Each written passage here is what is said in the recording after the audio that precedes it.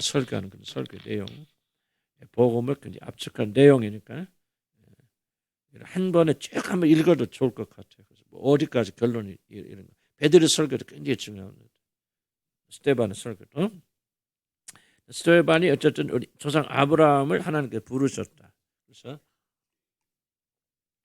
내 진짜 내 본존재로 가라 말씀하셨고, 그 다음에 이제 아브라함이 이제 아버지가 죽음에 아버지가 죽으니까 지금 가나안으로 옮겼죠. 그러나 여기 5절에 보니까 발붙일 땅 한 것도 주지 않고 다만 이 땅을 아직 후손님 약속으로 그게 주어졌다. 지난주에 설명드렸고요. 하나님 또 이같이 말씀하시네. 또 8절에 보면 6절에 보면 그 후손이 다른 땅에서, 다른 땅이 애굽을 말하죠. 애굽에 들어가서 나그네가 되리니 그 땅 사람들이 종으로 삼아 400년 동안 괴롭게 하리라. 이건 제가 자세하게 설명을 드렸을 거예요. 창세기 강의하면서. 그래서 왜 하나님께서 애굽에서도 출발하는가? 구원을 뭐지? 우리가 응애하고 태어난 순간부터 우리는 뭐예요? 사단의 포로 마귀 자녀의 신분을 가지고 태어난다. 400년 동안 괴롭힘을 당하리라. 내가 이제 주일날 오해 또 하겠지만 이 내용은 뭐예요? 바로 우리들이 이제 세상에부터 환영받지 못해요. 그리스도인들은 미움받고 괴롭힘을 당해요.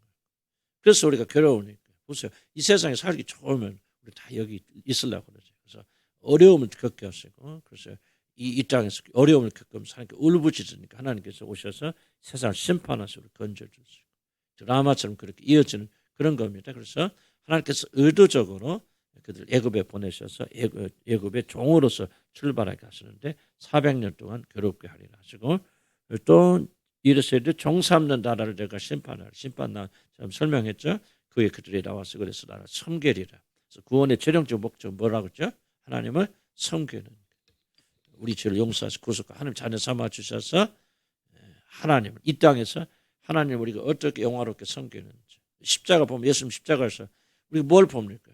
그 아들이 하나님을 어떻게 공경하는지, 어떻게 복종하는지. 예배예요. 십자가 굉장히 중요합니다. 예수 그리스도 무엇이었습니까? 죽기까지 복종하시면 하나님 영화롭게 했죠. 왜 이게 중요하면 아담이 어떻게 했어? 아담이 하나님 계명을 어기고 자기가 하나님이 되기 위해서 하나님의 명령을 어기잖아요. 불순종함으로 하나님을 명예를, 하나님 이름을 땅에 떨어져 버리죠. 그런데 두 번째 아담에서 예수 그리스도 오셔서 하나님의 아들 되신 그분께 오셔서 어떻게 하나님을 경외합니까? 죽기까지 복종, 곧 십자가에서 죽었습니다.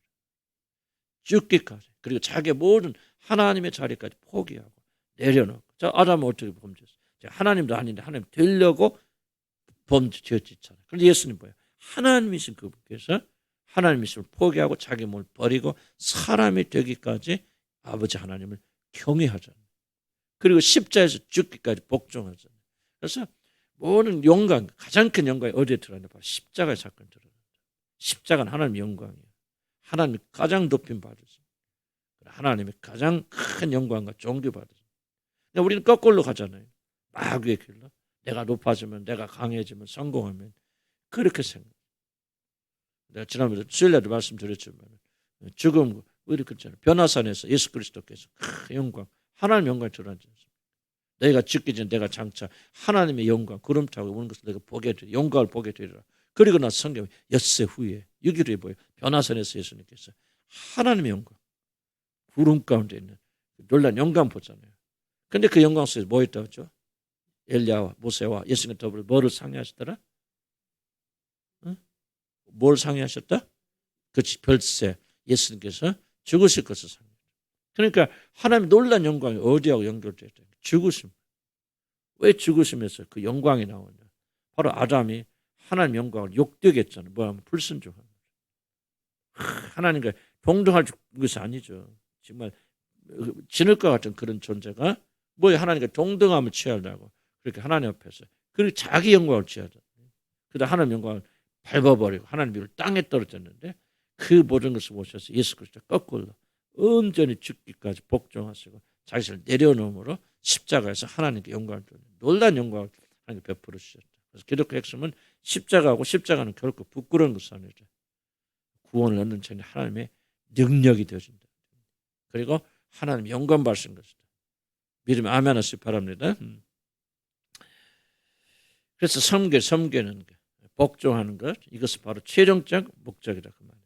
8절 봅시다. 할례 언약을 아브라함에 주셨더니 그렇게 해서 아브라함 부르고 이제 그렇게 되려 약속하시고 할례 언약을 아브라함에 주셨죠. 할례 언약이 뭡니까? 뭐 어렵게 생각할 거 없어요. 나는 너의 하나님이 되고 너는 나의 백성이 되리라. 이걸 이제 몸에 표를 해서 약속하는 거죠. 언약이잖아요. 언약. 할례가 우리를 구원하는 게 아니고 하나님과 아브라함. 너 이렇게 내 말대로 복종 순종한다면 아브라함에게 그리고 너희 후손들이 내 말에 복종한다면 나는 너희 하나님이 되고 너는 나의 백성이 되어서 내가 영원토록 너를 지켜주고 인도하고 그래. 이게 바로 할례 언약이에요. 그것을 종결하는 거예요. 서약이죠. 우리말로 말하면 할례, 우리말은 세례. 세례가 뭐예요? 나는 예수님과 함께 죽었고 살았으니 나는 오직 주님만 섬기던 자가 되겠습니다. 선서, 약속과 언약 맺는 거죠. 세례함으로 여러분의 생명을 주님께 드리는 거예요. 그래서 하나님의 백성이 되고 하나님의 여러분의 하나님이 되어준단 말이에요. 그래서 이 할례 언약을 아브라함에게 주셨더니 그가 이삭을 낳잖아요. 여드레 만에 또 이제 할례를 한 거예요. 여러분 여드레 말에 8일 만에 할례를 받은 첫 번째 사람 중에는 이삭입니다. 아브라함은 99세에 받았죠. 99세에 받았지만 이삭은 아기로 태어나서 야곱도 이제 8일 만에 받았겠죠. 그러니까 첫 번째 사람이 바로 이삭이다. 이삭을 낳아서 여드레 만에 할례를 쳐. 왜 8일 만에 할례를 받았는지 그는 좀 성경에 나와 있지 않으니까 하나님께 8일만 하라고 그랬는데 과학자들 이야기는 8일째 되는 날이 어린애들 피가 제일 응고가 잘 된대요. 그런데 뭐 그것 꼭 과학적인 이유 때문에 그렇다고는 저는 그렇게 생각을 않고 그러나 성경이 뭐 8일 만에 뭐 이유가 없으니까 그냥 우리는 성경이 정확하게 이야기하는 것은 그냥 넘어가는 괜히 그거 설명하려고요. 그게 바로 이제 신화에 창념하는 거죠. 이건 이런 거 8일 만에 이런 뜻이 뭐죠? 그거 몰라도 하늘나라 가는데 지장 없잖아요. 뭔가 뜻은 있을 거예요. 그래서 나중에 하나님께서 알려주시겠지만은 이것이 정말 중요한 구원과 깊은 관련이 있는 중요한 것이라는 것은 그런 것이 그렇지 않을 수도 있다. 그런 이야기입니다. 그래서 그러니까 8일 만에 하나님 그렇게 했으니까 무슨 뜻이 있는가 보다. 그런 걸 이렇게 생각하고 이런 걸 자꾸 알아보려고 너무 신경 쓰지 마시고 또 이제 꼭 알아야 될 것 같으면 성령께서 계시해 주시지만은 그런 것이 아니라면은 우리는 좀 넘어가는 오늘 이제 몇 가지 난제들이 나오는데요. 난제들이 나오는데 어려운 문제 나옵니다. 예를 들면은 애굽에 내려간 사람이 70명인가 75명입니까? 물론 그보다 더 많아요. 그런 성경에 기록된 창세기 보면 70명이라고 그러고 그러면 오늘 여기 보면 75명이 내려갔죠. 서로 완전 틀려버린 얘기. 무엇이 맞느냐 잘 몰라요. 그러니까 그냥 그런 건 넘어가자 그 말이에요. 하나님 신뢰하고 그래서 일단 너무 그런데 창념하지 마시고 관계하지 말라 좀 그런 걸 좀 말씀드리고 싶습니다. 그래서 일단 할례를 받았다고 하는 것은 하나님과 약속한 것이죠. 우리가 하나님께 복종하고 순종하면 하나님 우리 하나님 되고 우리는 그분의 백성이 되어서 하나님께서 우리를 쭉 인도하시고 사랑해 주실 것이다. 그래서 이삭이 여드레 만에 할례를 그렇게 받고 이삭이 야곱이 우리 12조상을 낳게 되어졌습니다. 여러분 그 과정 우리 창세기 통해서 많이 배웠고 그렇죠. 12조상 9절에 보면 여러 조상이 요셉을 시기하여 애굽에 팔았더니 하나님 그와 함께 계셨다.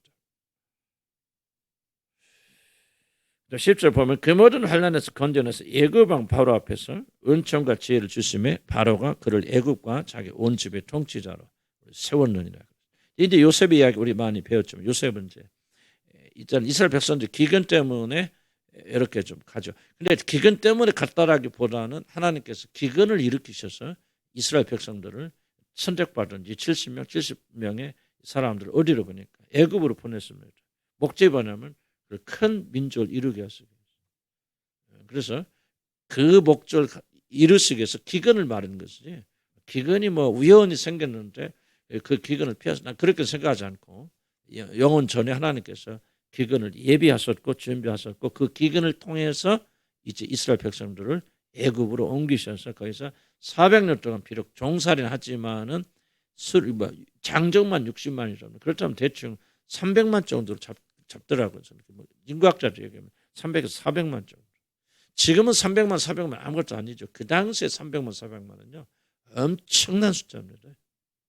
애굽의 전체 인구보다도 많았다고 그러잖아요. 그래서 애굽 사람들이 두려워가지고 우리보다 더 숫자가 많다. 그러니까 전쟁 나면 저들이 우리를 대적하면 우리는 애굽은 멸망할 거다. 그러니까 애굽의 그 강대국이 300만 400만 밖에 안 됐단 말이에요. 그러니까 이 70명의 사람들, 물론 70명만 있는 게 아니라 그 며느리들도 있고 성에는 그 이름이 안 들어갑니다. 그러니까 그들이 아내들도 있을 거고 자식들 있고 후손들도 있을 텐데 뭐 그런 자들이 갔다고 해봤자 뭐 1000명 넘었을까? 난 모르겠어. 그런데 1000명이 약 400년의 기간 동안 300만이 넘는 숫자로 늘어난 자. 불가능하죠. 가나안에 그래 있었지만 이건 불가능한 얘기입니다. 그러니까 하나님께서 애굽을 오셔서 뭐 데려다 놓고 또 애굽에 데려놓아서 가나안에 있으면 외적들이라고 뭐라고 생각해요. 다른 부족들이나 나라들이 와서 몇백 명도 안 되는 거 와서 다 죽이고 자기가 뺏어가잖아요. 그러니까 가장 그 중요한 큰 강대군 애굽의 심장, 그것도 고센지방 보세요. 고센지방 애굽 사람들은 짐승을 굉장히 경시합니다. 천하게 여겨요. 그래서 짐승을 치는 목자들을 굉장히 멸시합니다. 그래서 같이 천민이다. 그래서 이렇게 접촉 안 하잖아요. 그러니까 고센이라는 옥토에다가 다 그들 갖다 놓고 애국 사람들은 전혀 끼어들 수가 없는 그 자리에 400년이라는 기간 동안 이들이 이스라엘 백성들의 문화를 그대로 유지하고 그리고 그렇게 기하급수를 벌였고 그다음 더 중요한 것은 그 애굽의 문명들, 애굽의 주술문화잖아요. 그렇지 않아도 이들에게 좀 배운 것도 있긴 있지만 그래도 400년의 기간 동안 이스라엘 백성들이 완전히 애굽에게 빨려 들어가지 않고 그들의 주술 문화가 이들에게 들어오지 않고 보존되어 하나님께서 놀라운 역사를 그렇게 하셔서 가나안에서 이들을 그쪽으로 이주시켜서 거기에서 마음껏 숫자 불어나게 하시고 외적들의 침입을 지켜주시고 그리고 또 외딴 것 고센에 그리고 애굽 사람도 섞일 수 없는 목자들이니까 가증스럽게 여기기 때문에 그래서 자기들의 전통 문화를 유지하면서 기하급수적으로 늘어나는 그런 축복이 있어요. 그래서 하나님께서 그들을 가나안에서 애굽으로 옮긴 것은 그들을 확장시키기 위해서 큰 민족이 되게 해서 그리고 난 이제 큰 민족이 되어지니까 그를 끌고 나오셔서 뭐합니까? 이제 그 큰 힘을 가지고 있으니까 이들이 가나안을 정복해 들어가는 거예요. 만약에 옛날에 그대로 몇백 명 있다 가나안 정복은 꿈도 꿀 수 없는 거예요. 다 그것을 하나님의 놀라운 지혜 가운데 하나님께 기근을 이렇게 세우셔서 이렇게 나간다. 자, 우리가 성경 배울 목적이 뭐냐면요. 성경은 하나님의 놀라운 역사에 대한 공식을 기록한 책이라 생각합니다. 하나님께 어떻게 역사하시나? 똑같은 일들이 똑같이 반복되지는 않죠. 다시 또 애굽 있고 그런 거 아니죠. 그런 거 아니지만은 이제 뭐합니까? 그런 공식들이 있잖아요. 뭐예요 지금? 하나님께서는 기근이라고는 어려움과 고난을 통해서 이스라엘 민족들을 확장시켜 나가죠. 그런 공식. 그렇다면 하나님께서 똑같은 공식으로 오늘 우리 삶 속에 역사하신다. 성경을 읽는 분들 이 공식을 찾아야 됩니다. 이 공식을 왜? 이 공식은 그대로 적용되기 때문에. 그렇다면 오늘날도 하나님 어떻게 하신다는 거죠? 하나님께서 우리를 강하게 하시고 숫자는 잘 모르겠고 숫자는 아닐지 모르지만 물질적인 아닐지 모르지만 우리를 또 강하게 만들어 주시고 우리를 또 확장시켜 나가고 또 우리가 정말 예수 그리스도 안에서 우리 증거들을 하시는 것은 하나님께서 항상 이런 기근과 같은 어려움과 고난을 통해서 그 사람들을 강하게 하신다. 이 공식을 우리가 이해한다면 우리가 어려움이 있고 기근이 있고 고난이 와서 기근이 와서 정말 굶어 죽게 되는 그런 상황이 있고 또 우리가 다른 데 옮겨야 되고 그런 가운데서 우리가 어떻게 참고 견디고 인내하고 승리할 수 있습니까? 이 공식을 기억하는 거죠. 하나님께서 이스라엘 백성들을 그 가나안에서 불러서 애굽으로 와서 원수 밑에 종살이고 정말 힘들게 살았는데 그런데 거기서 뭐합니까? 이렇게 성장되고 완성되고 하나님께서는 우리에게 어려움을 주실 때 우리가 미워서 그런 게 아니고 무슨 숨어있는 지난 목적이 있구나. 그 목적이 뭐예요? 바로 이 기근 통해서 어려움을 통해서 우리 성장시킨다는 거죠. 여러분 이런 패턴을 여러분들이 이 공식을 받아들이지 않는다면 여러분 어디서 힘을 얻습니까? 자 보세요. 하나님께 나와서 나에게 힘 주세요 보여주세요. 그때 여러분 그냥 하나님 막 뽕하고 힘을 주시는 거 아니에요. 그럴 수도 있겠죠. 그러나 그거는 나는 또 일반적인 룰은 아니고요. 하나님께서 이렇게 기도한다 뭡니까? 우리로 하여금 이 공식들을 기억하게 하십니다. 봐라 이스라엘 백성들이 기근 통해서 지금 자기 살던 땅을 잃어버리고 어떻게 합니까? 나그네처럼 이렇게 살았는데 거기서 하나님 어떤 일을 하셨는지 70명의 사람들을 300만이 넘는 그런 민족으로 강하게 만들어 주셨고 그래서 한 민족이 되어서 이제 가나안에 들어와서 가나안을 정복하는 사람들 물론 그들이 불선조가 문제도 있죠. 그러나 그런 이제 유다 다윗 왕조를 이루어서 솔로몬의 왕에서 절정을 이루지 않습니까? 하나님 나라 상징하는 건데 이런 것들이 어려움을 통해서 기근과 고난을 통해서 하나님이 하신 일이다 하는 것을 우리가 성경 말씀을 받아들일 때 이것을 우리에게 믿음이 된다. 무슨 말 이해가시죠? 그래서 이걸 이해하지 못한다면 그냥 여기 가서 백날 울어도 소용없어요. 그래서 하나님 말씀 잘 들으라는 얘기입니다. 잘 듣고 그것을 받아들이 믿음을 가지고 받아들여야 됩니다. 왜? 하나님은 어제나 오늘이나 영원토록 동일하신 하나님이에요. 똑같은 방식이 일어났습니다. 그럼 우리가 10가지 재앙이 일어나 기적이 일어나고 우리 원수들이 막 홍해바다에 빠지고 그런 건 아니죠. 그러나 영적으로 보면요. 똑같이 동일한 일이 일어납니다. 왜? 하나님은 공식에 따라 일하시기 때문에.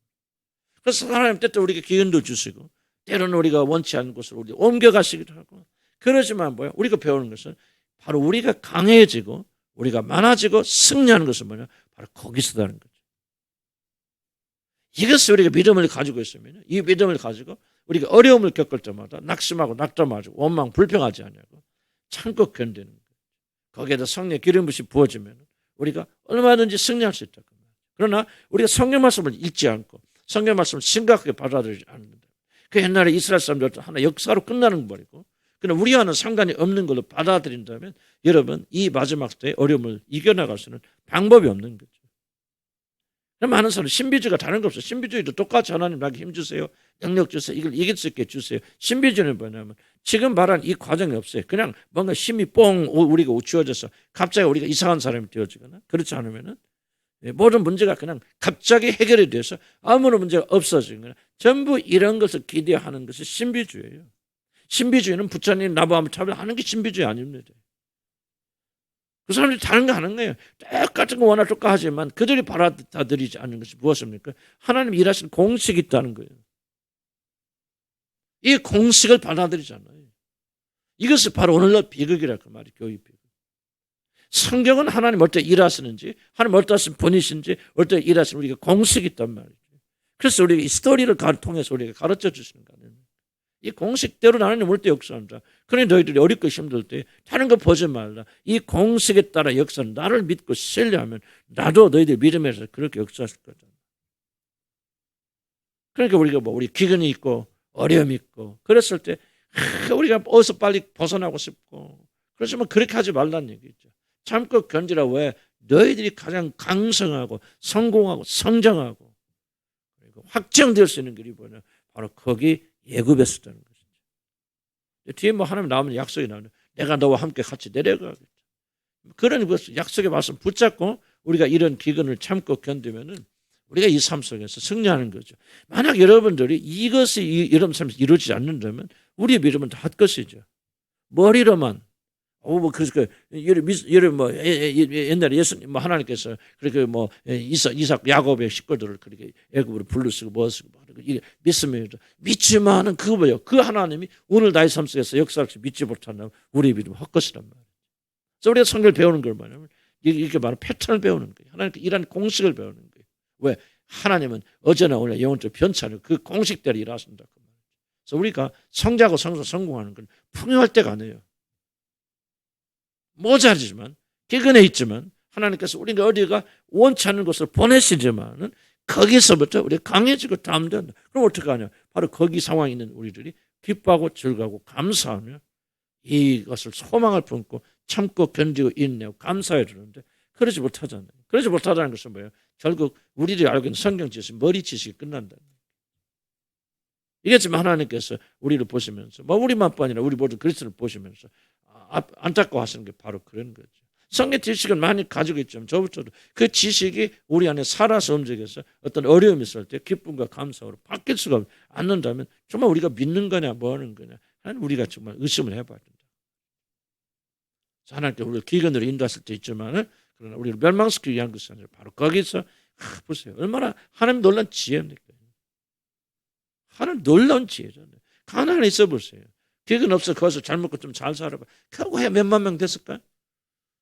한 10만 명 됐다고 합시다. 그 옆에 나라들이 20명, 30만, 100만 있는 것들이 그냥 하루치 다 뺐으면 끝나버리는 거예요. 그래도 민족이 300만이 넘으니까요. 그 하나님 놀라운 능력 가운데 그 가나안의 열들 부족을 정복하고 다는 정복하지 못했지만 그렇게 이겨나고 승리하고 그러면서 하나님 놀라운 축복받는 거 아니겠습니까? 기근이 없었더라면 그들에게는 이런 축복이 없었겠죠. 그래서 우리가 좀 그런 관점에서 생각을 해볼 수가 있다는 거죠. 자, 그러면 하나님께서 어떻게 그 일을 하셨는지 보면, 자, 누구를 통해서? 요셉을 통해서 그 일을 하셨다. 요셉을 통해서. 맺어볼까요? 9절에 보니까 여러 조상이 요셉을 시기하여 애굽에 팔았다. 자, 어떻게 해서 요셉 애굽으로 건너갑니까? 결국 인간의 죄죠. 그 형제들의 죄죠. 하나님께서 그들의 죄와 잘못을 이용해서 너무 잘해서가 아니라 뭔가 우리 인간 안에는 부조리, 어떤 문제 이런 것들 하나님께서 사용하셔서 악을 선으로 바꾸고 있습니다. 그러니까 우리가 이게 여기 굉장히 중요한 얘기예요. 왜냐하면 여러분 가정에서 어떤 어려움을 많이 만날 수도 있잖아요. 형제나 끼리 그럴 수 있고 시기, 질투, 여러분 억울한 일을 당할 수도 있고 저는 억울한 일도 당할 수 있고 또 우리가 또 다른 사람 억울하게 할 수도 있는 것이고 그래서 우리가 억울한 일을 당했다고 합시다. 형제가 됐건 누구에게 됐건. 그런데 하나님께서는 뭐예요? 그것을 이용하셔서 애굽으로 보내시잖아요. 그러니까 우리가 좀 억울하고 힘든 일을 당했다고 그래서 여러분이 막 슬퍼하고 그러면 안 되잖아요. 누군가가 여러분의 해를 끼칠 수도 있겠죠. 누군가 여러분 팔을 수도 있고 누군가가 여러분 시기가 질투해서 여러분 잘못된 거 보낼 수가 있죠. 그런데 문제는 뭡니까? 여기서 말씀하실 건 바로 그들의 시기를 질투하여 이용하셔서 하나님께서 이 요셉을 그들보다 먼저 애굽에 보내셔서 그들을 살리는 길을 열어두셨다. 그러니까 여러분 인간관계를 통해서는 보면서 억울하다 힘들다 이걸 보지 마시고 하나님께서 이 관계를 통해서 무엇을 일어나실까 보여주세요. 그렇게 되면 우리는 인간관계에서 좀 많은 자유함이 있지 않겠습니까? 아우 이 지긋지긋한 남편 지긋지긋한 아내 그렇게만 생각하지 마시고 악은 악이지만은 하나님께서 이 악을 통해서 뭐냐 좀 선을 만드셨다는 거죠. 요즘 아멘 하시기 바랍니다.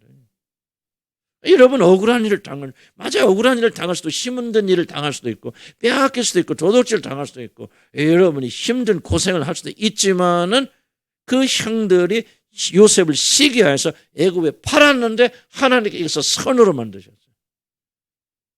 이스라엘 구원은 놀라운 도구로 만들었습니다.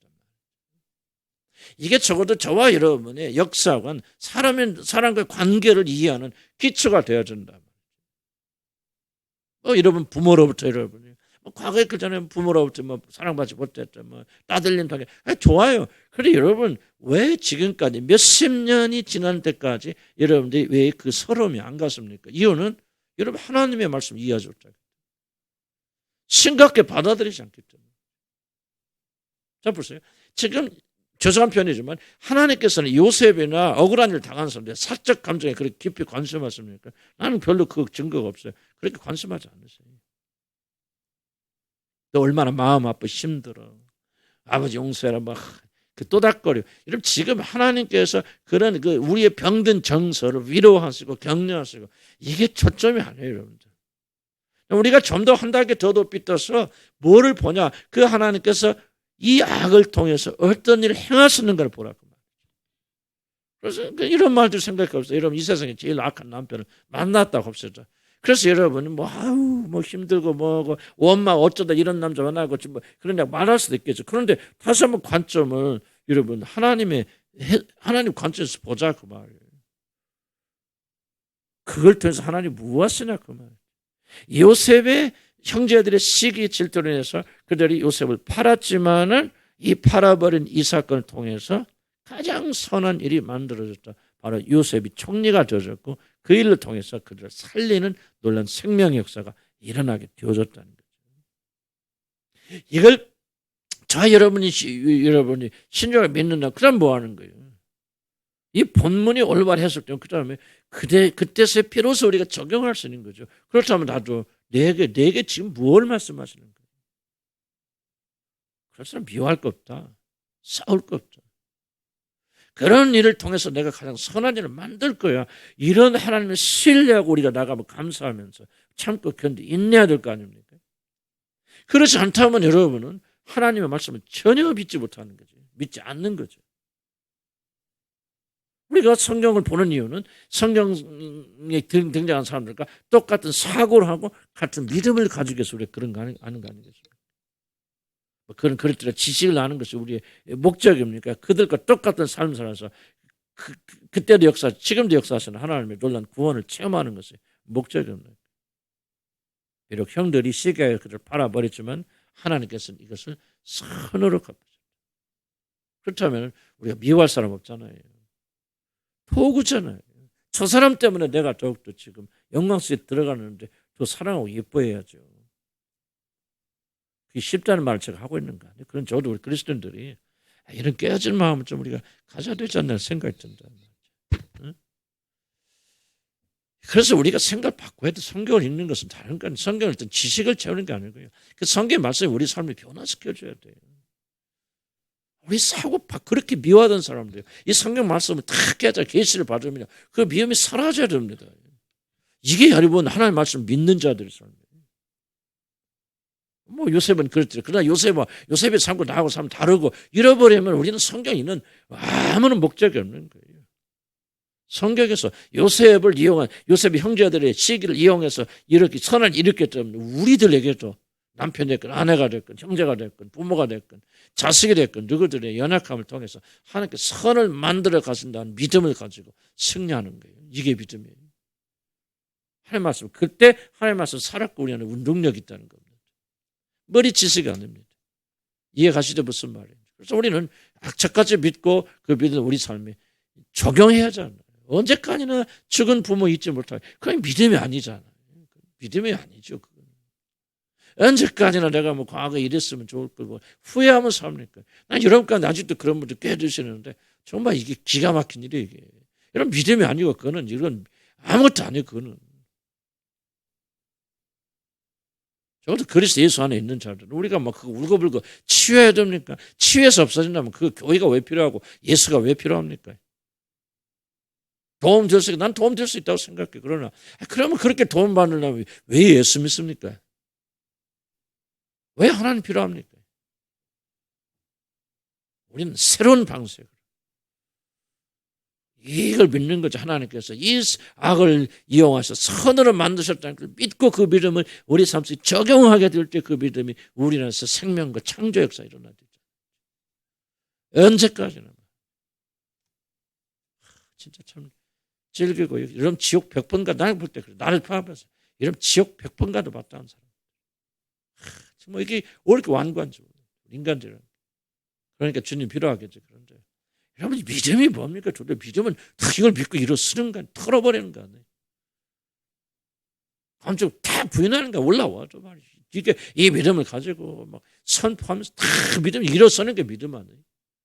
여러분 안에는 나 감정이 다 남아있어. 그 감정을 절대화해서 그 감정이 다 사라질 때까지 기다려. 그 믿음 아니죠. 그거는 예수 아무 상관이 없는 거죠. 예수 안 믿어도 하나님 안 믿어도 그거 다 일반 사람도 그게 되면 다 되는 거예요. 감정 안 남으면 미워 안 합니다. 그리스도인들이 위대함이 뭐 없습니까? 감정이 남아있어도 그래서 믿음으로 이긴다는 거죠. 이게 그리스도의 믿음 아니에요? 믿음 아멘 하시기 바랍니다. 제발 좀 저와 여러분이 예수 믿는 사람들 잡게 믿었으면 좋겠다 생각합니다. 이 하나님 말씀 살아있지 않습니까? 이 살아있는 말씀은 저도 부족해요. 그러나 뭔가 좀 우리가 하나님 앞에 말씀 앞에서 우리가 좀 혼나면서 좀 정신 바짝 차려야 될 거예요. 하나님은 요셉의 형들을 시기하는 것을 사용해서 선하게 만들어주셨다. 그래서 예굽에 가잖아요. 예굽에 팔았다. 9절에 보니까 하나님이 그와 함께 하셨죠.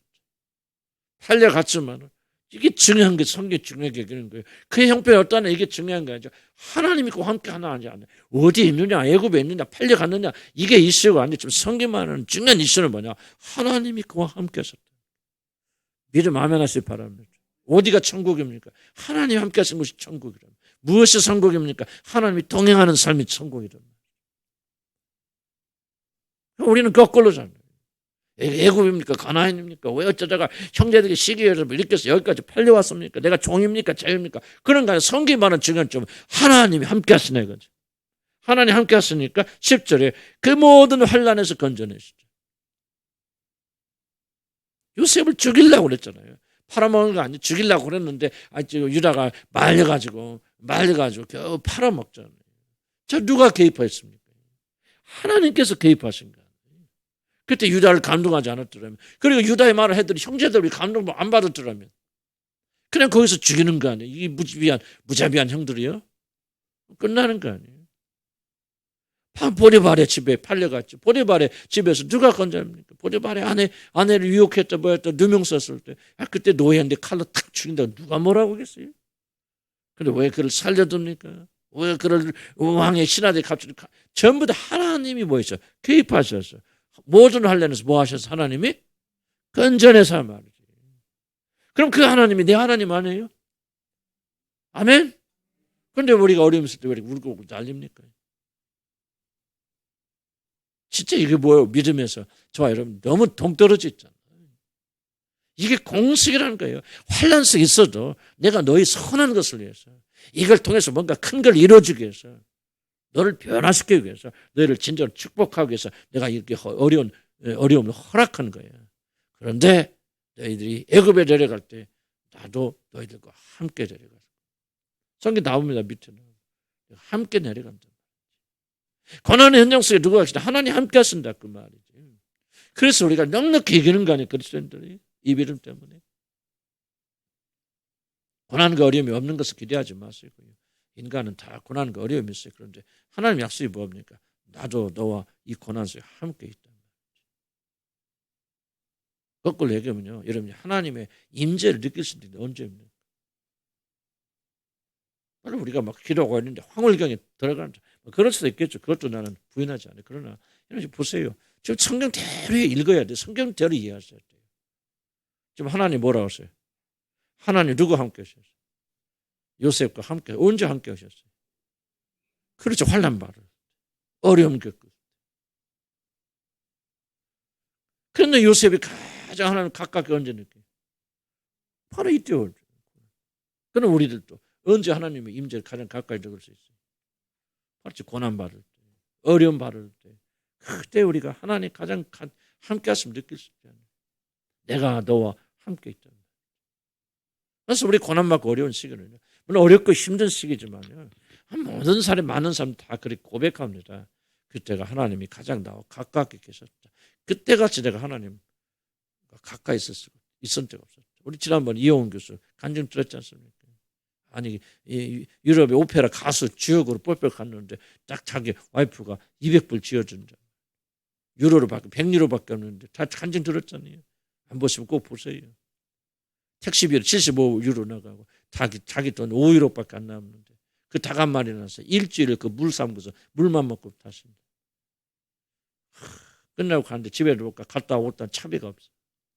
근데 극장 사람들 수근거리니까 뭐 한다 어쩔 수 없이 걸어서 가는데 그 광장을 지나가는데 그 광장에서 독일 소세지, 프랑크푸르트 소세지 얼마나 맛있습니까? 그거 그 냄새가 나는데 사 먹을 수가 없어. 돈이 없어. 그래서 거기서 정말 쓴웃음을 짓고 있을 때 그때 하나님께서 팍 임하셨어요. 네가 나를 사랑하느냐. 자기한테 그렇게 들렸다고 했죠. 내가 너를 사랑한다. 그래서 그 광장에서 대굴대굴 굴르고 늘 깨어보니까 경찰이 와 있다. 그랬지 않습니까? 그러면서 그분이 한 말이 중요한 말이 그겁니다. 내가 이런 사랑을 느낄 수 있고 이분 임재를 느낄 수 있으면 평생 이렇게 가난하게 살아라. 살기를 원합니다. 그래서 여러분 안 들은 간증, 다른 간증 들어보면 그 와이프가 참 믿음 좋은 사람인데 지금도 제일로 좋아하는 게 뭐냐, 그때가 그립다고. 그때가 가장 좋았대. 그때가 가장 즐거워. 그때가 가장 하나님과 가까이 동행했죠. 지금은 믿음이 나쁜 건 아니지만은 그러나 그때가 정말 순수했거든. 하나님, 우리가 이런 믿음을 우리가 가지고 고난받고 어려움을 겪고 있는 분들 계시거든요. 여러분, 우리가 당하는 거 고난을 할 수도 없지.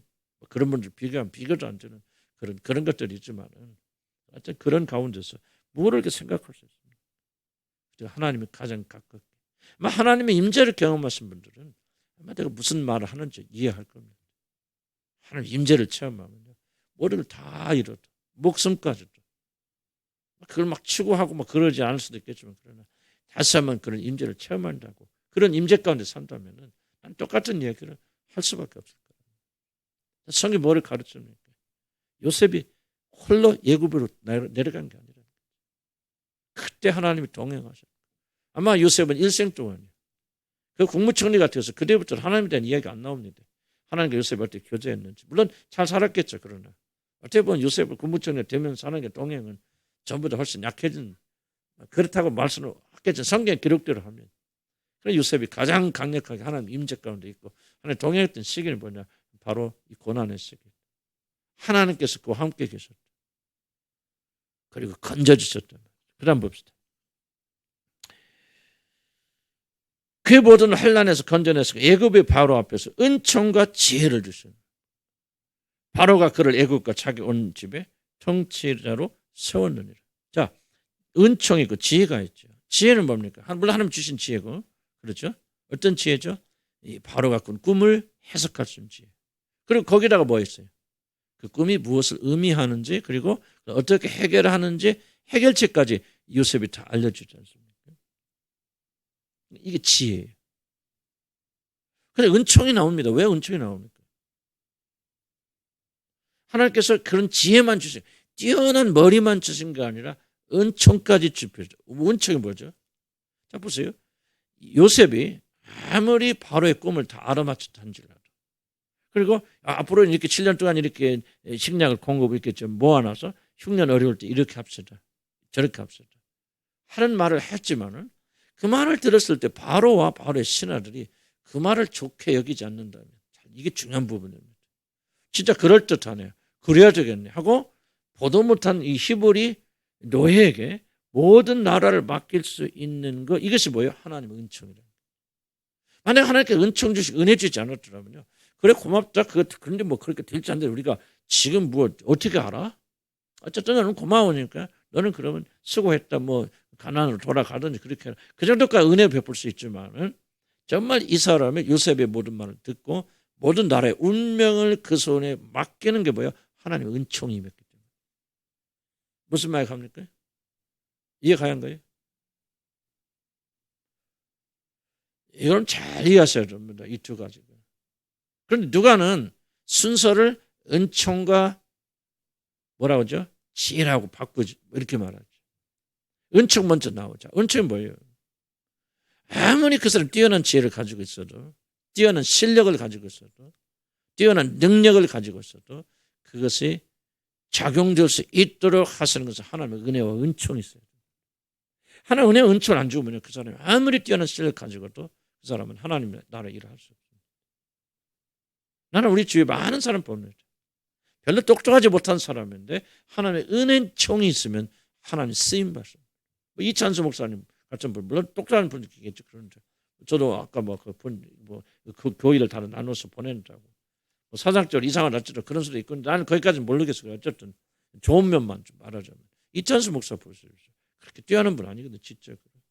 그래서 오카노 목사님이 두 제자가 있었다는 거예요. 뛰어난 사람 중에 하나가 이찬수 목사였고, 또 하나 누가 있냐면 지금 오카노 목사였죠. 오카노 목사는 박사도 받고 뭐 또 모든 면에 뛰어나고 하니까 후계자로 누구를 낙점했느냐? 이찬수 목사를 낙점하지 않고 이 오카노 목사를 결정했다. 어? 아니, 오정현 목사. 오카노 목사가 오정현 목사. 아시죠? 뭐 잘하셔. 오정현 목사 뛰어나신 분인데, 제가 볼 때는 조금은 좀 이렇게 거꾸로 됐으면 더 좋을 뻔했죠. 하나님 기쁜 뜻은 모르겠어요. 그런데 이제 오카노 목사는 물론 큰 교회 뭐 맡아서 하셨겠지만 좀 굉장히 조금 부작용도 많고 좀 좋지 않은 소리도 많고, 제가 막 그런 옮길 자리도 아니고 또 은혜스럽도 아니니까 그냥. 이찬수 목사님 같은 똑똑하지 않은 분인데 하나님께 역사하셔서 지금 2만 명 넘는 교회가 됐고, 그래서 이번에 20개로 교회를 다 나눈다. 좋은 일이 나쁜 일이 그걸 우리 평가하는 거예요. 나는 그분을 보면서, 그런 분을 보면서 뭐를 느끼냐면 하나님의 은총 있는 사람, 하나님 은혜를, 똑같은 설교를 해도 저 같은 사람 설교하면 별로 사람들이 감흥 못 받았는데, 뭐 이찬수 목사님 설교한다 그러면 제 은혜 받을 사람이죠. 왜 그럴까? 하나님 은총이 그 안에 있다. 은혜가 머물러 있어. 왜 은혜가 머물러? 그건 나도 모르고 그분도 몰라요. 은혜니까, 은총인데. 그럼 잘 들으셔야 됩니다. 성경은요, 놀라운 계시의 말씀입니다. 그냥 하지 않아요. 반드시 요셉이 지혜만 가지고 국무총리에 든 게 아니라는 거예요. 그 지혜를 받아들이게 하고 그 지혜가 역사하도록 바로의 마음을 누가 움직이냐? 하나님 움직이시다. 바로의 신하들의 마음을 누가 움직이느냐? 바로 하나님께 움직이는 은총이 있어요. 은총과 은혜가 있으니까 바로 그가 국무총리가 됐다는 거예요. 그런데 기묘하게 누가 하는 순서를 정해놓죠. 뭐가 먼저예요? 지혜가 먼저 아니라는 거예요. 은총이 먼저라는 거예요. 여러분 이걸 잘 이해해야 됩니다. 여러분 아무리 뛰어난 지혜를 가지고 있어도 하나님은 은총이 여러분 머물지 않으면 여러분은 쓸 수 없어요. 죽은 은총이죠. 여러분 그래서 내가 여러분들 왜 기도에 매달리고 하나님 은혜에 매달리고 하나님께 은혜는 뭐 하나님께 주시는 거예요. 하나님께 손에 달려있지만은 왜 우리가 성경 지식도 좋고 진리도 좋아요. 우리 그건 반드시 필요한 거죠. 여러분 지혜가 필요합니다. 근데 왜 내가 기도를 여러분 강조하고 성령 역사를 강조하느냐? 여러분 나는 그 뼈저리게 깨닫기 때문에 그래요. 나에게는 비록 안 일어난다 할지라도 여러분 삶 속에서 좀 그래 일어났으면 좋겠다. 지혜만 가지고 되는 거 아니에요. 뛰어남만 가지고 되는 게 아니에요. 성경 많이 알아서 되는 거 아니에요. 여러분 공부 많이 해서 되는 게 아니에요. 그 사람이 하나님 손에 쓰임받고 하나님 인정받으려면 뭐야 돼? 은총이 있어야 돼. 은총. 그리고 무엇이 먼저냐? 지혜가 아니고 은총이 먼저 와야 돼. 하나님의 은혜 가운데 이분을 쓰여줄 수 있는 거예요. 그래서 하나님께서 요셉 같은 자가 국무총리가 되어서 그를 구원하는 자가 되어줬다. 그래서 우리는 죽어나서 하나님께 매달려야 돼. 어린아이처럼 매달려야 돼. 뿔같이 매달려야 돼. 왜? 은총 없으면 이러면 아무것도 아니겠죠. 은총. 그럼 지혜가 없으면 지혜 없어도 안 되겠죠. 진리가 없고 우리가 무작정 뭐 열심히 내면 다 되는 거 아니겠죠. 그러나 이 두 가지 같이 가야 되는데 순서는 뭐냐? 은총이 뭐. 그러니까 지금 스테반이 성령의 이끌림 받아가지고 이 모든 사건을 잘 해석해주고 있는 거예요. 그래서 요셉이 바로 그를 시기와 질투로 팔아먹었지만 하나님께서 그 함께해서 동행하여 주셨다. 그런 위기 때문에 그를 건져주셨을 뿐만 아니라 하나님께서 뭐예요? 은총과 지혜를 주셨어요. 바로의 아비로 삼아주셨고 온 이스라엘을 책임있는 그런 자로 만들어주셨다. 오늘 우리들이 왜 여기 나왔습니까? 지혜도 배우지만 은총을 힘입기 위해서 그런 거 아닙니까? 그 아무리 해보세요. 계획해보세요. 되는지. 이렇게 뭐 하나님께서 이렇게 우리 도우시면 뭐 이렇게 잘 되겠다. 저렇게 하면 잘 되겠다. 여러분 이것저것 머리 굴려보세요. 되는지. 은총 없으면 아무것도 안 됩니다. 하나님 은혜가 임하자, 은총이 임하자 아무것도 안 돼요. 지혜라는 것을 감없는 겁니다. 그래서 내가 계속 강조하는 이거지 않습니까? 내가 진리를 선포한다 해서 여러분 변화되는 거 은혜가 있는 거 아니에요. 내가 아무리 진리를 선포해도 하나님 은혜가 없고 은총이 없고 성령 역사가 없으면 그거 끝나는 거예요. 이 두 가지가 균형을 맞춰나가요. 먼저가 뭐냐? 1번 성령 역사입니다. 그렇게 생각해요. 오늘 성경도 그렇게 말하고 있잖아요. 여러분 은혜를 구해야 되고 은총을 구하는 자도 돼야 된다. 그러기 위해서 뭐 해야 되냐? 시기와 질투. 다시 한번 시간이 많이 갔으니까 정리합시다. 75인 그건 좀 넘어가고 뭐 중요한 거 아니니까요. 그 뒤에 얘기는 조금 그렇습니다. 자, 오늘 제가 시간이 많이 갔으니까 이 부분에서 끝나면서 좀 정리를 했으면 좋겠습니다. 정말 중요한 부분인 것 같아요. 은혜와 은총 이야기 좀 이렇게 하시기 바랍니다. 그래서 정리합시다. 11절에 그때 애국과 가나안 온 땅에 그건 좀 읽어가시면 되고 그냥 여기서 시간이 없으니까 끝냅시다. 요셉을 시기가 애굽에 팔았더니 그래서 다시 한번 정리할게요. 할례 언약을 아브라함이 주셨어요. 그래서 그가 이삭을 낳아서 여드레만 할례를 행하고 하는 백성이 되고 이삭이 야곱을 12살 낳았습니다. 여러 조상이 9절에 보니까 요셉을 시기하여서 애굽에 팔았습니다. 그러나 하나님이 그와 함께 하셨고 그다음에 두 번째 그 모든 할례에서 건져내 주셨고 그다음에 애굽과 바로 앞에서 바로 앞에서 은총과 지혜를 주셔서 바로가 그를 애굽과 자기 온 집안의 통치를 세우셨다. 그래서 요셉을 통해서 하나님께 어떻게 역사하시는 것을 우리가 조금 볼 필요가 있다 그런 생각입니다. 그래서 뒤에 여기는 이제 가족들이 만났다. 다음 주에 그럼 할 수 있도록 그렇게 하겠습니다. 다시 한번 마지막 결론은 핵심적인 메시지 이겁니다. 그래서 우리는 여러분 어려움을 겪고 있거나 좀 힘든 것이 있다면은 뭐를 믿어야 하나님께서 이 일을 통해서 놀라운 일을 하신다는 믿음을 우리가 가지고 나가야 된다. 이게 성경 말씀 그대로 그냥 지나가는 말이 아니고 누구든지 믿음을 가진 자들에게 오늘도 적용되는 살아있는 하나님의 말씀이다 하고 우리가 이 말씀대로 살아가야 된다. 이 말씀과 일치되는 삶을 살지 않을 때 우리는 절대로 성경에 약속한 놀라운 축복을 받을 길이 없어요. 하나님 역사하시면 여러분 결코 체험할 수 없습니다. 나는 저와 여러분이 교회에 기계처럼 왔다 갔다 하는 모습이 참 안타까울 때가 많이 있습니다. 제일로 두렵고요. 중요한 것은 뭐냐면 저와 여러분이 오늘 하나님 말씀을 왜 배웁니까? 좋은 말씀입니까? 들으면 조금 이런 위로가 됩니까? 그게 아니라요. 그게 아니고 하나님의 말씀은 우리 삶에 적용되어지는 정말 진리가 돼야 돼요. 공식이 돼야 돼요. 공식이 주어지는 왜 공식을 우리가 외웁니까? 공식을 가지고 있으면요. 어떤 문제가 나오든지 그 공식에 대해서 풀자는 분은 그러죠? 수학 공식. 공식 놓고 숫자 대비해서 그럼 정답 나오잖아요. 이게 공식이에요. 난 똑같아서 신앙의 공식도 하나님께서 이렇게 역사하시고 이렇게 일하신다. 공식을 배웠으면요. 그 공식을 가지고 우리 삶에 어떤 상황이 다른다 하더라도 그 삶을 우리 삶에 적용시켜요. 그렇게 하면 정답이 되게 나와 있죠.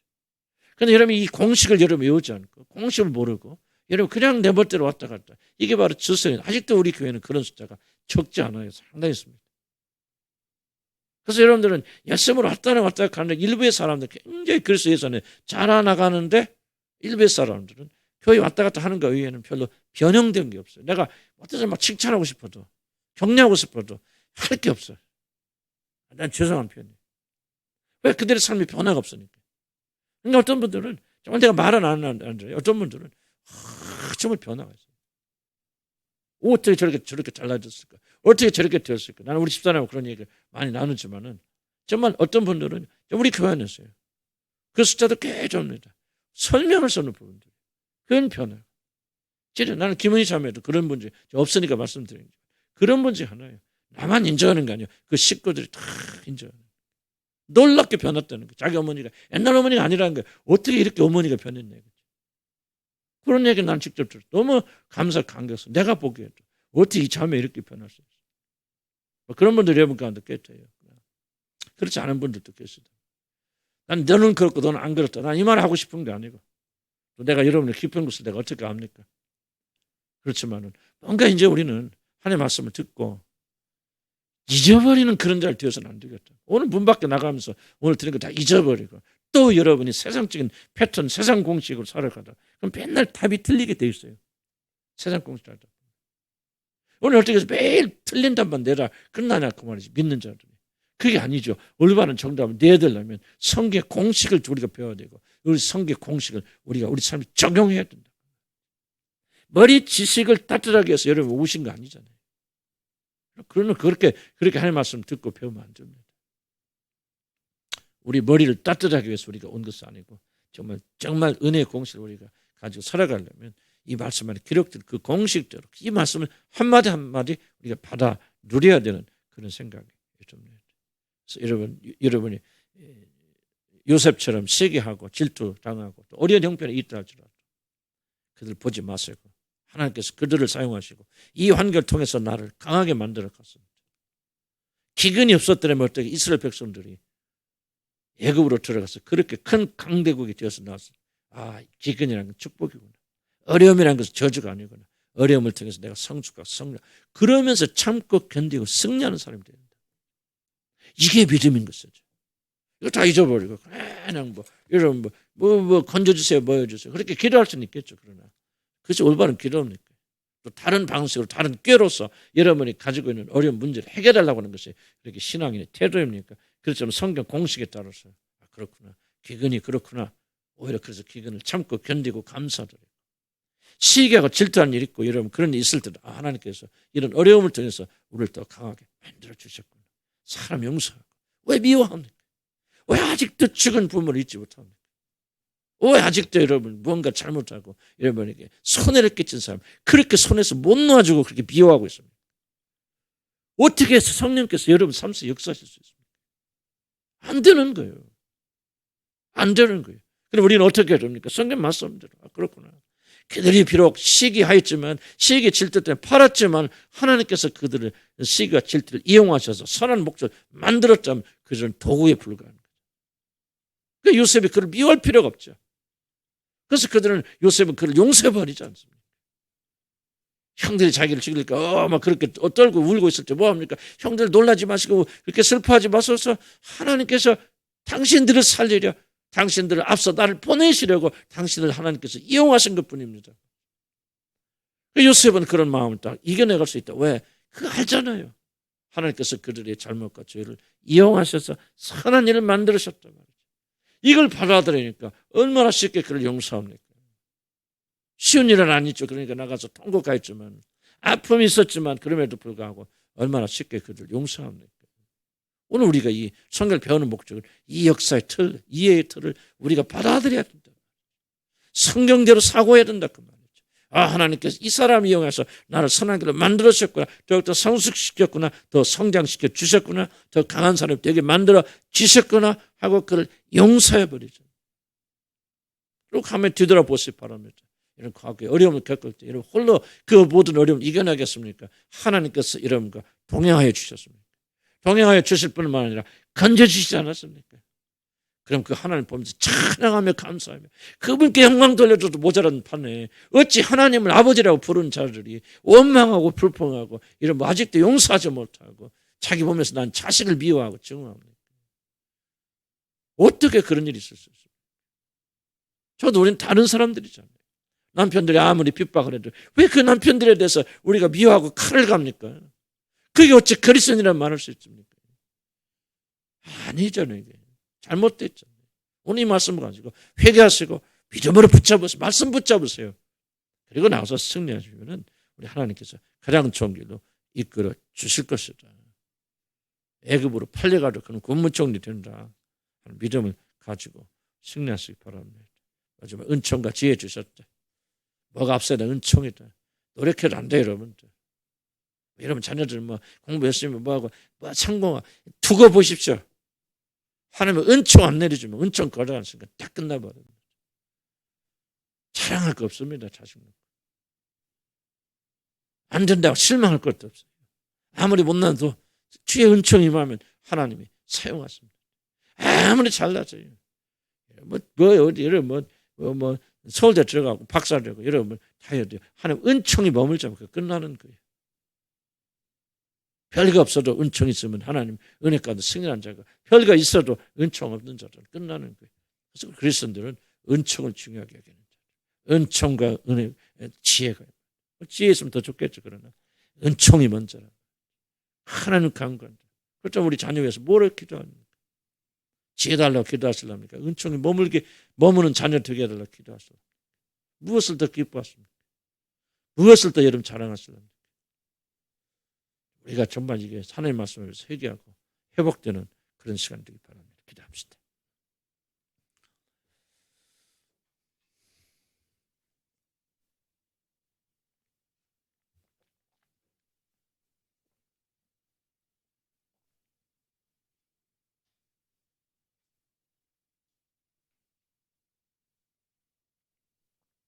은총 달라고 기도합시다.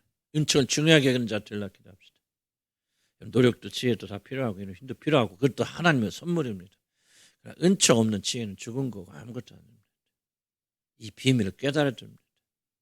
나는 좀 오래 살아서 그런지 몰랐어요. 뭐 그래도 60년, 70년 가까이 살다 보니까 많은 것을 경험하면서 내가 배운 결론 중 하나 이겁니다. 은총이 있는 자들은 성공하더라. 지혜 있는데 은총 없는 자들은 결국 무너지더라. 나 그거 많이 봤습니다. 요셉 은총도 있고 지혜도 있어서 참 덕스러운 존재였지만 여러분 이걸 여러분 중요하게 여기지 않으면 여러분 하나님 은혜 받기 어렵습니다. 여러분 자녀가 됐건 여러분 자신이 됐건 하나님 은총이 머물러요. 아무리 뛰어나게 교육하고 뭐 준비하고 다 그래도 여러분들 은총 머무르지 않으면 그건 죽습니다. 설교하는 사람이 아무리 설교 열심히 잘 준비해도 은총 머무르지 않은 설교는 죽은 설교는 아무도 변화 못 시켜요. 냉랭합니다. 이 시간에 기도합시다. 주님 은총을 주시옵소서. 은총이 머물게 해주시고 하나님의 은혜와 은총이 얼마나 중요한가 깨닫게 하소서. 이것이 먼저라는 것을 깨닫게 인도하여 주시옵소서. 주여 한번 부르고 기도합니다. 주여 힘을 내서 기도합시다. 간절히 기도합시다.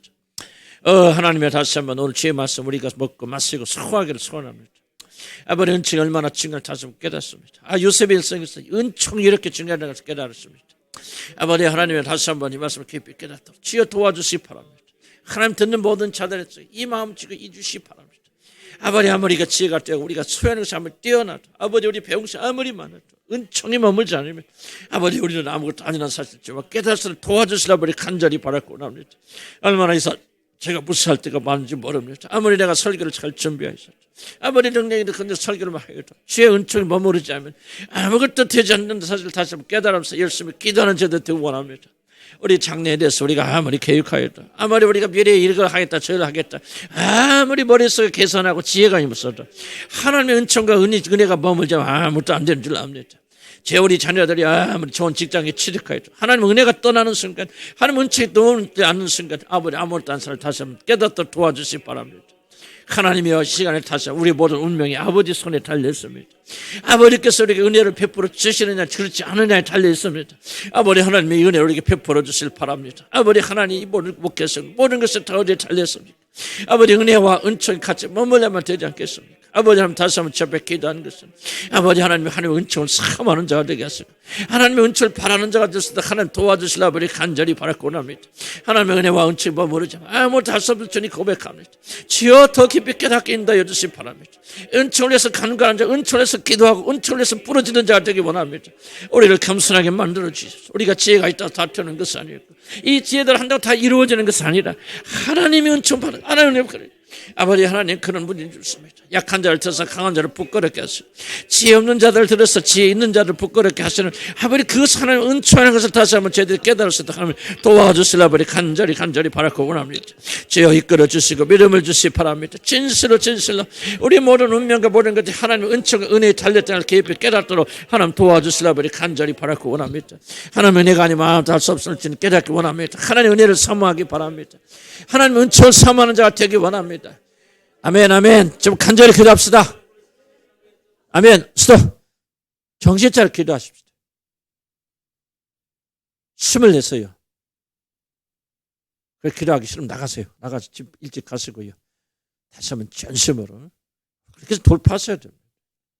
은혜 하나님 주시지만 우리가요 정말 우리가 간절히 주는 게 소원해요. 작은 거 아니에요. 정말 운명이 바꿀 수 있는 거 아니에요. 무슨 말인지 모르겠다. 멍하게 있다. 기도하는 척하다. 그렇게 가지 마시고요. 힘을 내서 좀 변화되어 가셔야 돼요. 은혜 받고 은총 받았어요. 하나님의 은총 머물러. 주님 그렇게 해달라고 우리 한번 간절히 기도합시다. 주여 아버지 하나님 도와주시라 버리 간절히 바라고 원합니다. 아버지 하나님의 은혜와 은총을 주님 배가 베풀어 주시라 버리 간절히 바라고 원합니다. 하나님 도와주시고 은총을 사모하는 자가 되시다. 은총을 사모하고 아버지를 바라는 자가 되시다. 하나님 인도하여 주시라 버리 간절히 바라고 원합니다. 아버지 하나님 은혜 은총 없어 아무것도 할 수 없어. 은혜를 깨닫게 도와주시기 바랍니다. 은총이 얼마나 중요하다는 것을 깊이 깨닫는 자들도 하나님 인도해 주시기 바랍니다. 하나님의 은혜를 사모하는 자기 원합니다. 은총을 사모하는 자들이 보기 원합니다. 이로부터 지어진 하나님의 은혜를 깊이 사모하는 자들 됐었다. 하나님 인도해 주시라 버리 간절히 바라고 원합니다. 주의 은혜가 없고 은총이 없어 나는 아무것도 아닙니다. 아버지께서 깊이 깨닫도록 도와주시기 바랍니다. 그러면 내 기도가 진지해지지 않겠습니까? 울부짖지 않을 수가 없습니다. 아버지 나의 모든 운명이 아버지께 달렸다는 것을 믿는데 어찌 우리가 그냥 스스로 믿을 수 있겠습니까? 하나님이여 시간에 다시 한번 내게 은혜를 주시고 믿음을 주시기 바랍니다. 하나님이여 다시 한번 우리를 긍휼히 여겨주시라 버리 간절히 바라고 원합니다. 하나님 은혜가 아니면 정말 쓸 수 없고 하나님 은총이 아니면 쓸 수 없습니다. 아버지 하나님의 은총과 은혜가 아버지 그리고 지혜가 임하여서 아버지 요셉이 그런 자가 되었다 할 주님 말씀하지 않습니다. 하나님의 시간에 다시 내게 은혜를 주시고 믿음을 주시라 버리 간절히 바라고 원합니다. 하나님 내게 은총을 베풀어 주시라 버리 간절히 바라고 원합니다. 아버지 하나님 은혜를 사모하는 자가 되기 원합니다. 은총을 사모하는 자가 되기 원합니다.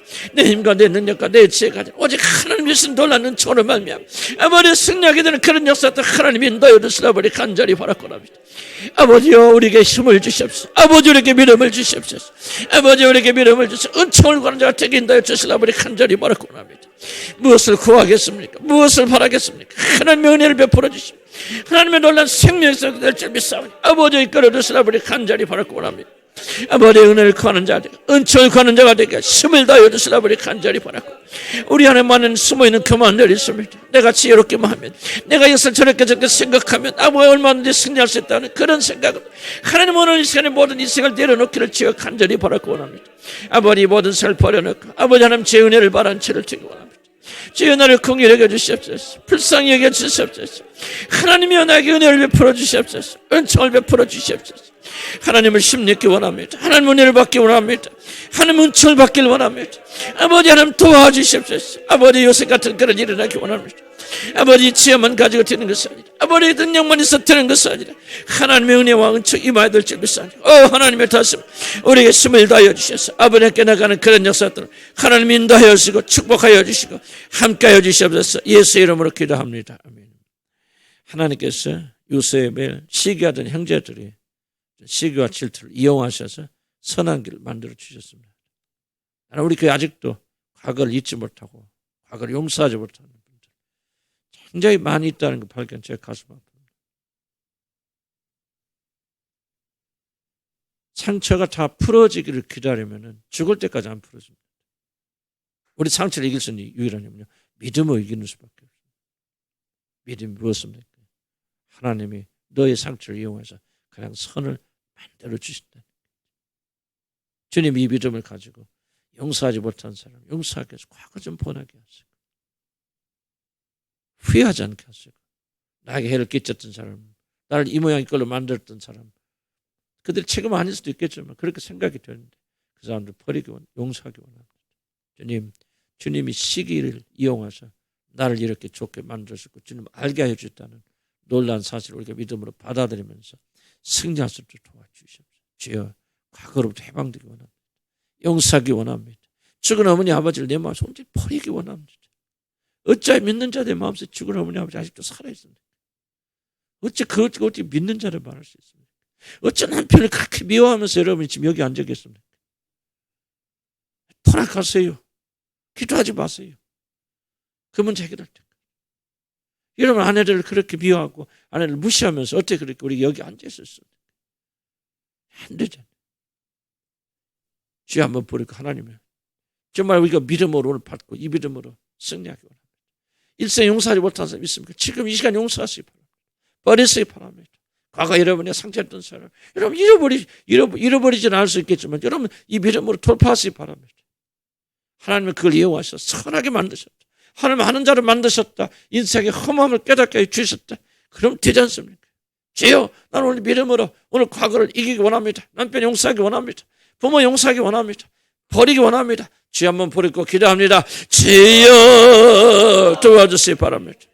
하나님 우리 실패를 통해서 하나님을 만들어 주셨습니다.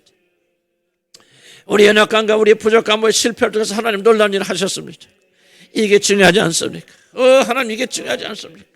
형제들의 시기를 이용해서 하나님의 애굽에 요셉을 보내셔서 아버지 국무총리를 만들어 주셨고 아버지 놀라운 일을 하셨습니다. 이게 그렇게 중요하지 않습니까?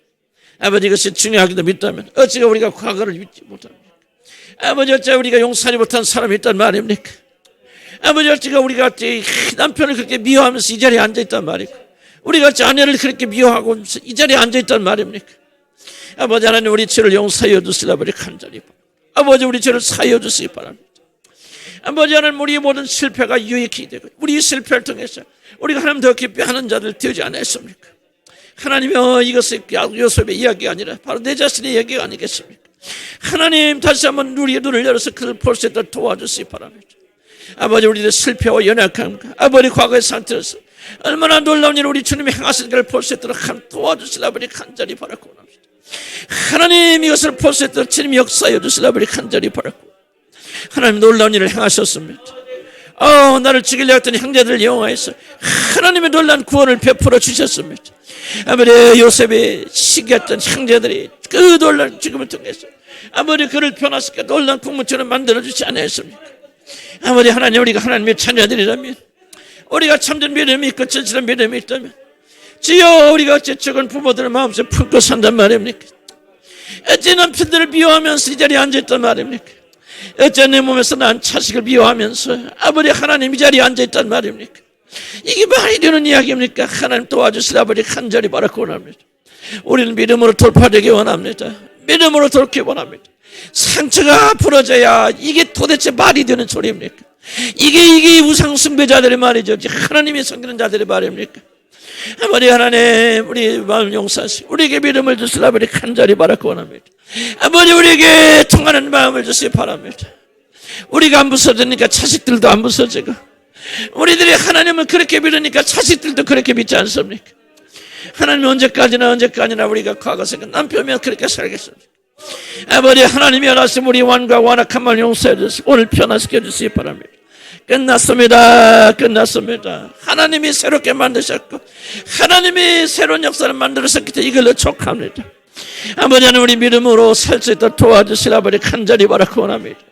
어쩌여 믿음이 그렇게 부족합니까? 하나님 우리에게 믿음을 주셔서 과거 용서하고 과거에 보는 걸 용서하고 버리라는 그런 자들 되시도록 하나님 인도하여 주시라 아버지 간절히 바라고 원합니다. 우리 모든 과거의 실패를 변화하셔서 하나님 주님 새로운 일을 행하지 않았습니까? 새로운 일을 만드시지 아니하였습니까? 하나님이 나서면 이 모든 말씀 듣고 천명에 나가는 그런 자들 되도록 하나님 인도하여 주시라 아버지 간절히 바랐고 예수의 이름으로 기도합니다. 하나님 저희들도 아무것도 기도하게 될 때 또 우리에게 말씀하신 모든 부분들을 주님께 친히 말씀하여 주시고 이 말씀대로 우리가 정말 뭔가 뿌리고 가슴 뽑고 갔으면 좋겠습니다. 왔다 또 오고 또 가고 그런 자가 되지 않아요. 뭔가 좀 우리 삶 속에 변화가 되어지고 오늘 요셉의 우리 삶을 바라보면서 정말 큰 것을 우리가 배웠습니다. 은총과 지혜가 필요한데 은총이 먼저 와야 된다. 혹시라도 우리가 은총보다도 하나님 역사하심보다 우리가 이거 뭘 가져야 돼, 갖춰야 돼, 해야 돼. 우리 지혜를 앞서 있다면 오늘 이 시간에 이 순서가 바로 잡히도록 도와주시기 바랍니다. 아니다. 은총이다, 은혜다. 전적으로 하나님 손에 달린 것. 그분을 앞에 엎드려서 그분을 구하고 그분을 바라보는 죄를 뜰 수 있도록 하나님 인도하여 주시기 바랍니다. 요셉을 시기하여 형들이 팔았지만 그 일을 선하게 만드셔서 군무총리를 만들어주지 않았습니까? 우리 과거의 실패 때문에 우리들이 더욱더 하나님 아는 자들이 되지 않았습니까? 부모들이 우리를 버렸기 때문에 하나님을 찾는 자들이 되지 않았습니까? 남편의 사랑을 안고 남편이 우리가 어려움을 지기기 때문에 내가 또 주님을 의지하는 사람이 되어지지 않았습니까? 그들은 도구에 불과합니다. 목적은 이루어졌습니다. 이루어지고 있습니다. 어째서 우리가 도구들을 바라보면서 그렇게 미워하고 있습니까? 내 몸에서 낳은 자녀들 어째 우리에게 사랑하지 못하고 있습니까? 하나님 다시 한번 더 이상 변명하지 않고 믿음으로 살 수 있도록 하나님 도와주시기 바랍니다. 하나님 저희들 믿음으로 살기 원합니다. 이제 우리가 과거의 상처가 치유되고 무엇이 치유입니까? 무엇이 치유입니까? 감정이 조금 나서지는 게 치유입니까? 스스로 속지 않도록 도와주시고 이제 우리가 치유가 아니라 정말 믿음으로 목적 끝났다. 도구다. 우리 아버지 때문에 우리 어머니 때문에 내가 하나님 더 깊이 아는 사람이 되어졌구나. 감사하면서 오직 도구는 미워하지 않고 목적 이루어질 인해서 더욱더 기뻐하고 즐거워하는 죄들도록 도우시고 축복해 주옵소서. 우리 힘을 할 수 없습니다. 성령님 이끌어 주시옵소서. 예수 이름으로 기도합니다. 시간이 좀 많이 갔습니다. 10분 20분이라 좀 자유롭게 여러분이 이 말씀 자꾸 실어 마시고 그렇게 가시고 멀리 가실 분들 가시면서 또 기도하시면서 이 말씀 새기면서 그렇게 좀 가시기 바랍니다. 뒤에 불 좀 꺼주시면.